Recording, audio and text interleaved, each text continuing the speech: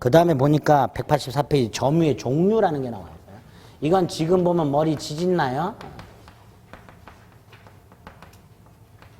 우리 민법상 점유의 종류라고 6종류가 있는데요. 우리 인문서에 지금 2종류만 나와 있습니다. 그 2종류도 보지 마시고 마지막 거 선의 악의만 구별합니다.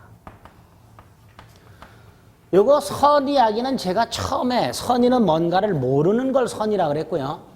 악의는 뭔가를 아는 걸 악이라 그랬어요. 그렇죠? 자, 선의 점유는 뭐고 악의 점유는 뭘까? 식당에서 신발을 벗고 들어가는 식당입니다. 밥을 먹고 나와가지고 내 신발을 신고 집에 왔어요.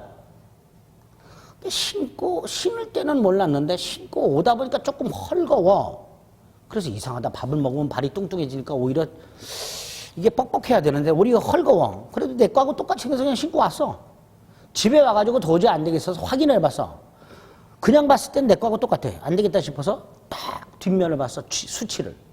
한 치수가 커. 남의 거 신고 온 거죠. 남의 신발을 점유한 거죠. 근데 점유할 때는 남의 신발이라는 거 나한테 본권이 없다는 거 알았다 몰랐다? 몰랐죠. 그게 선의 점유. 어떤 물건을 점유를 하는데 이 물건에 소유권 같은 본권이 없어요, 내가. 근데 없다는 걸 모르고 점유. 그걸 뭐라 한다? 선의 점유. 반면에 도둑놈, 훔칠 때, 물건을 점유할 때 나한테 본권이 없다는 거 알면서 점유하죠. 악의 점유. 이게 점유의 종류예요. 그런데 자, 선악 지금 말씀드렸어요.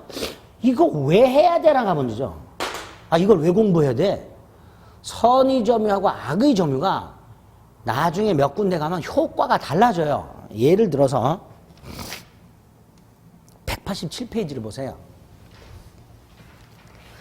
187페이지 보면 맨 위에 박스가 하나 있고 201조가 있어요. 거기에 보면 점유자와 과실이라고 해서 과실은 이제 과일 같은 거 생각하시면 돼요. 과일. 이익 같은 거예요. 1항에 보면 선의의 점유자는 점유물의 과실을 취득한다 이렇게 돼 있죠. 네? 여기 보세요. 아까 제가 농작물을 예를 하나 들었었어요. 갑소유 땅에 을이 무단으로 경작.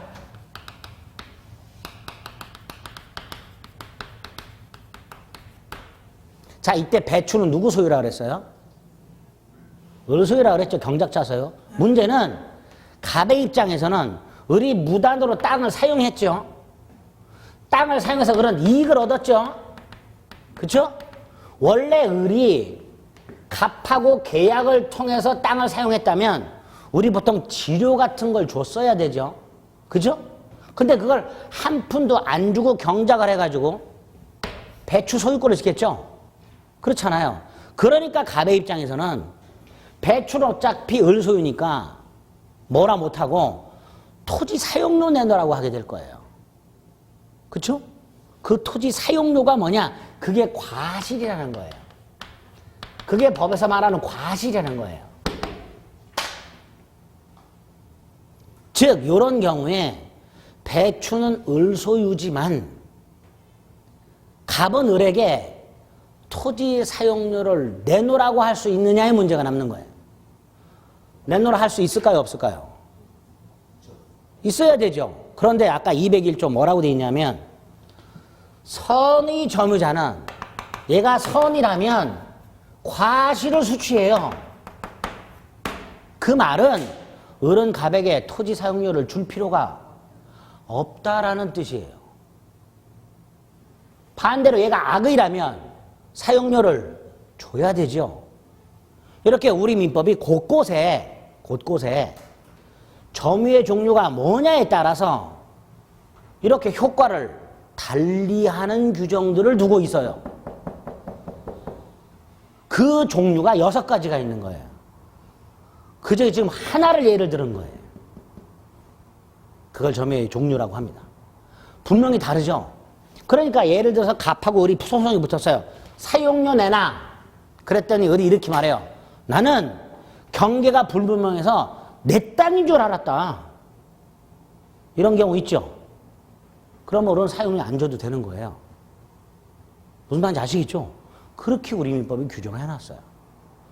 이런 것 때문에 점유 태양이 어떤 게 있는지 그 개념을 좀 구별해야 되는 거예요. 근데 이게 좀 어려워요. 어렵기 때문에 오늘은 점유의 종류라는 게 왜 문제가 되는가? 이런 경우가 달라지는구나.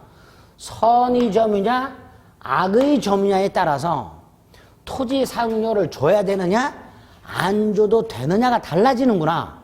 그러니까 이런 경우에는 을의 점유가 선의 점유인지 악의 점유인지 구별을 해야 되겠구나. 이렇게 되는 거예요. 그렇죠? 그게 점유의 종류의 문제입니다. 요거를 나중에 6개를 살펴보게 됩니다. 아주 어려워요, 요거. 그리고 나서 우리 185페이지로 가면 점유권의 효력이 나와요. 이 점유권의 효력 전에 점유권의 변동이라고. 점유권도 권리죠. 그렇죠? 점유권도 권리니까 점유권도 취득하는 경우가 있고 변경하는 경우가 있고 소멸하는 경우가 있고 이렇게 될 거예요. 근데 이건 인문서에 빠져 있어요. 왜 빠졌을까요? 우리 아까 물권 총론에서 봤던 거 그대로 생각하면 돼요. 법률 행위에 의한 변동과 법률 규정에 의한 변동이 그냥 그대로 나와요. 그래서 이건 딱히 특별한 게 없어요. 나중에 조문만 몇 개 확인하면 돼요. 5번째가 점유권이 어떤 효력이 있는가? 점유권에서 시험은 이 효력에서 주로 나와요. 점유권의 효력에서. 여러분 점유권이라는 권리 자체가 낯설죠. 이때 이 점유권이라는 권리를 가지고서 어떤 효력을 민법은 부여하고 있는가? 이게 시험 문제 나오는데 보통 3가지가 나와요. 추정력이란 게 있고요. 점유자와 회복자와의 관계라는 게 하나 나오고요. 그 다음에 아까 여러분이 책걸상을 점유하고 있는데 소유 아니죠? 누가 뺏어가면 돌려달라고 할 수 있다고 그랬죠? 점유권에 의하여 반환 청구할 수 있다고 그랬어요. 점유권에 의한 물권적 청구권, 그거를 싸잡아서 점유보호 청구권이라고 해요. 3가지가 있겠죠? 점유물 반환 청구권, 점유물 방해 제거 청구권, 점유물 방해 예방 청구권. 그래서 여기부터 여기까지가 201조부터 208조까지 조문이 나와요. 208조. 이 조문이 시험에 굉장히 잘 나와요. 자, 이 조문은 내용이 어려우니까 일단 점유권의 효력에는 3가지가 있는데 그 중에 점유자와 회복자와의 관계라는 게 있고 점유보호청구권이라는 게 있더라. 이때 점유보호청구권은 점유권에 한 물권적 청구권을 말하고 3가지가 있다. 점유물 반환 청구권, 방해 제거 청구권, 방해 예방 청구권. 딱 거기까지만 생각하시고 요것만 추가해서 생각해 봅니다. 이게 왜 문제? 점유권에서 제일 중요한 걸 골라라 이거예요. 점유자와 회복자와의 관계. 자, 이 점유자와 회복자와의 관계는 이거 다시 생각해 보세요. 갑소유 땅을 을이 무단으로 점유하면서 배출을 경작하고 있더라.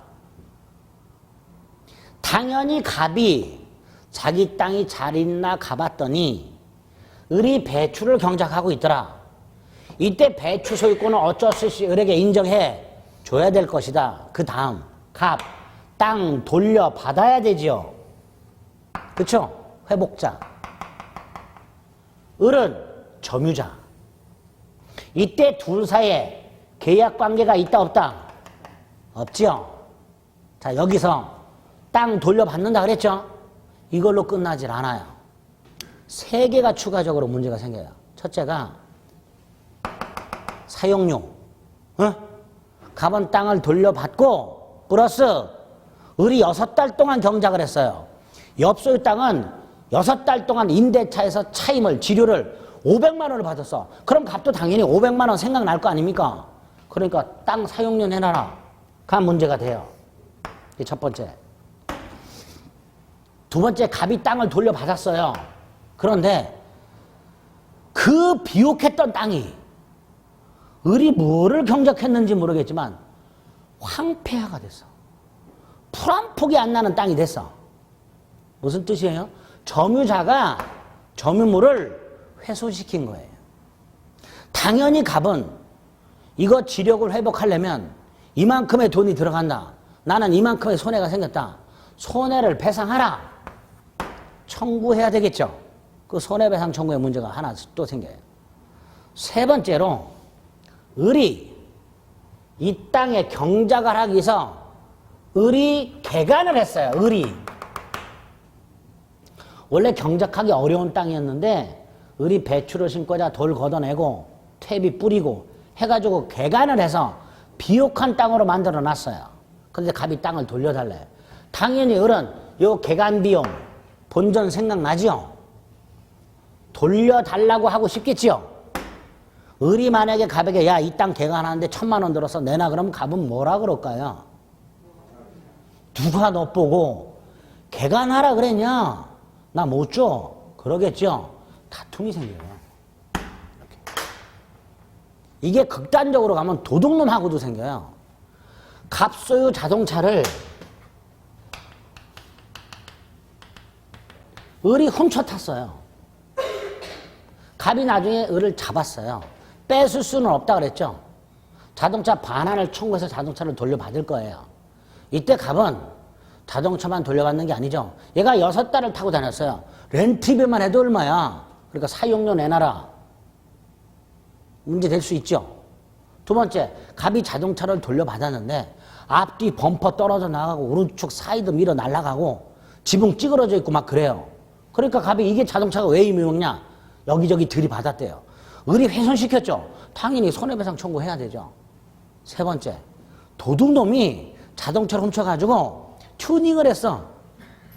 썬루프 달고 타이어 인치업하고 막 그것만 해도 얘가 비용을 한 300만 원을 지출했어. 엔진 오일도 갈았어. 타이어도 갈았어. 나중에 갑에게 돌려받아. 갑에게 자동차를 돌려주면서 야 이거 튜닝하고 엔진 오일 비용 이만큼 들었어 내놔. 갑은 뭐라 그럴까요? 누가 튜닝하라 그랬냐. 그러겠죠. 비용 상환의 문제가 생기게 되는 거예요. 이런 식으로. 이렇게 어떤 물건을 점유하고 있는 사람 뭐 없이 본권 없이 도둑놈이나 무단점거자처럼 본권 없이 점유하고 있는 사람과 그 물건을 돌려받는 자 사이에 아무런 계약관계가 존재하지 않을 때 물건을 돌려주고 돌려받는 건 당연하고 추가적으로 세 가지가 문제가 된다. 사용료 청구의 문제, 이게 과실수치의 문제예요. 손해배상의 문제, 비용상환의 문제. 이게 왜 어렵고 낯설게 느껴지냐면 아까 을이 자동차를 훔쳐서 튜닝을 했어요. 튜닝하면 차값이 좀 올라가죠?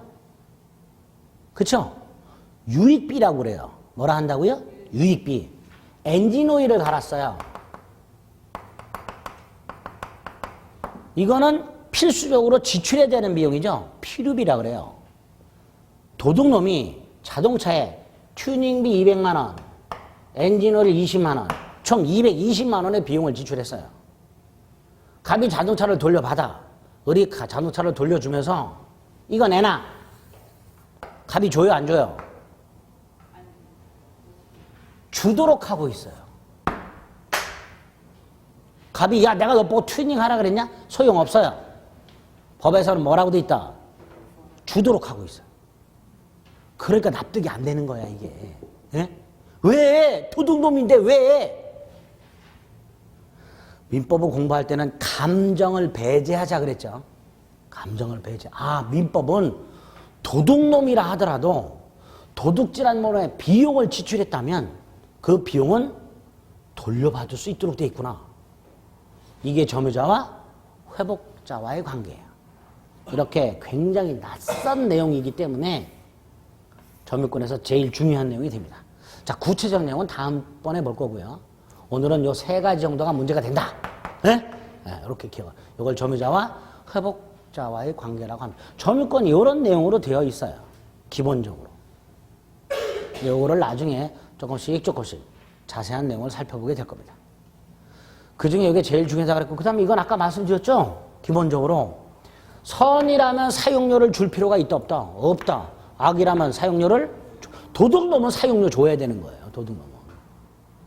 그게 201조 과실 수취의 문제입니다. 이런 식으로 점유권을 뼈대를 잡아주시면 돼요. 다만 아까 처음에 말씀드렸듯이 점유권은 벌써 내용 자체도 굉장히 어렵고 많아요. 따라서 그냥 잘 듣기만 하시면 돼요. 아시겠죠? 됐습니다.